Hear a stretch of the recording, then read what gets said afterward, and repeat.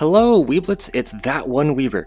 I'm here to talk to you guys today about Wuthering Waves, not in 2D this time, in 3D, because I do not have time to edit. I am a busy boy, and the game's coming out today.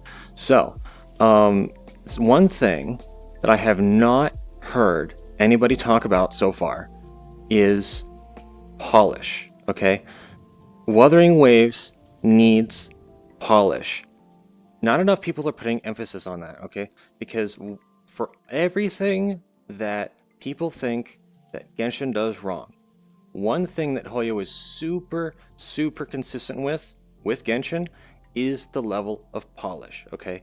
You just do not see any substantial localization issues. You don't see any substantial gameplay bugs. The UI is always super tight, well designed, very pretty, easily intuitive, okay? They do a really good job at nailing all of that. It creates a really solid user experience. Now, what I noticed in the Wuthering Waves live stream is that there was not one, not two, or 10, but a gajillion issues with the localization. The subtitles were often wrong. I got the impression that whoever was doing the subtitling just didn't hear what was said correctly or didn't understand the English. There was a lot of really awkward script writing that just made the creators on the live stream feel really stilted when they were speaking and reading from the script. It just didn't sound good. Okay, and if that carries over to the game, all right. Remember, the live stream is supposed to be their big like event before the game launches, okay? They messed that up. So how is it going to look in the game? I know some creators have said, I'm looking at you, TechDome, have said that localization would be easy and quick to fix. It's not.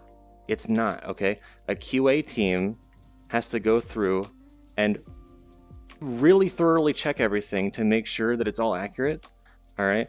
I don't think they're doing that, okay? If they did, there wouldn't have been so many issues in the live stream. And I expect that to be in the game too, okay? It is going to degrade the overall experience, particularly for casual players.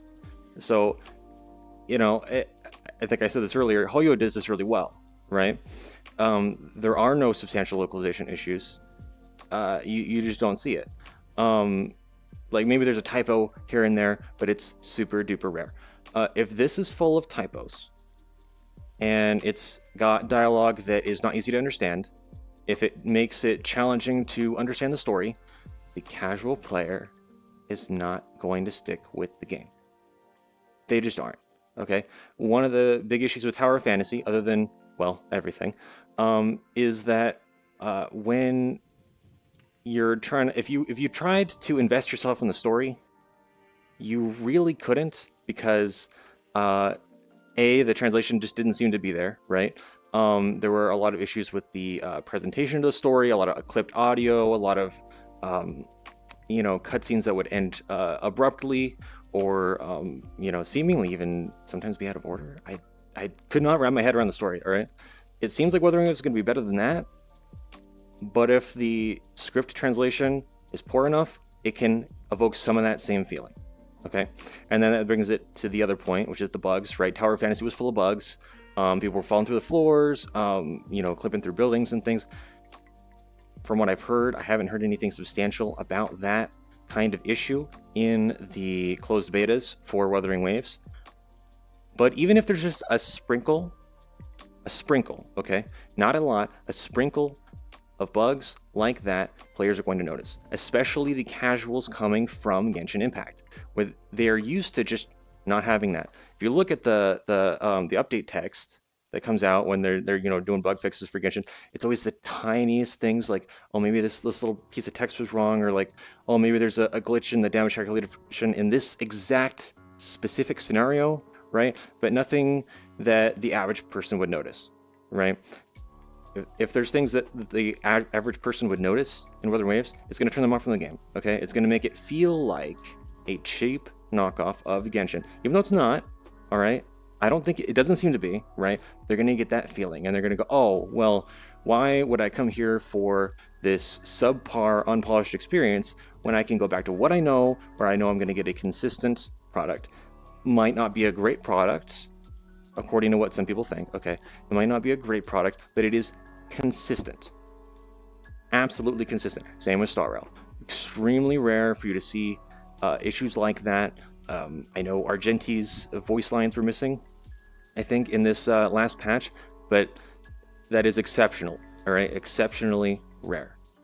If they don't get this right in Wuthering Waves, it's going to dramatically impact the experience. Now, one other thing I want to talk about too, well, actually, before I move on, even this morning, the app was crashing when people were trying to pre-install the resources. Okay, it's not looking good. They would install the Wuthering Waves app, and they would try to download the data and then just black screen, right? Instead of communicating like, oh, this is a pre-download, it would just crash. Okay, and people were leaving reviews on the Play Store saying like, hey, this is kind of awful, rating it 1 or 2 stars. And whether the Kuro Games themselves had to come out on Twitter and make a post saying, oh, sorry guys, we messed up. It's not gonna be like this in the future. We patched it. We fixed it. You don't want that. It's a bad look. Okay. Yeah. So that's the bulk of it. One other thing that I want to mention is controller support, because I think people really undervalue how many people want to play the game with a controller. Okay, a lot of people play the Hoyo games with a controller, even on PC. All right, more than just on console, even on PC. That's what me as a busy working person and also a lazy person like to do. Is I have my little laptop hooked up to the TV, connect my controller, play it like a console, right? For Genshin and Star Rail, great experience. For Punishing Great Raven, unplayable. Okay, unplayable. I could not get it to work. It just moving the stick to try to scroll up the menu would just move the entire menu off screen. All right, it was buggy as crap. Okay, not good. And to be fair, Hoyo does that with Honkai Impact 3rd. Honkai Impact 3rd is a lot less polished than Genshin or Star Rail. It just is. There's a lot of UI bugs, a lot of gameplay bugs, controller support's kind of booty cheeks, all right? It's not good. They need to nail that with Wuthering Waves. They really do.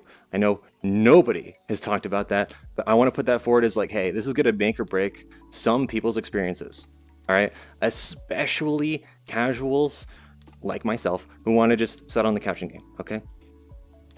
So those were my main thoughts that I wanted to put out there. Again, super quick, sort of rambling, unscripted video. I've not done this kind of video before. Next time I'll probably be back to highly edited 2D video essay. But hopefully you guys enjoyed. If you did, like and subscribe. I am a super tiny tuber right now, but I would like to be a big tuber. So come say hi in the comments. Tell me what you think. If you reacted to this, whoever, but also you, thank you so much.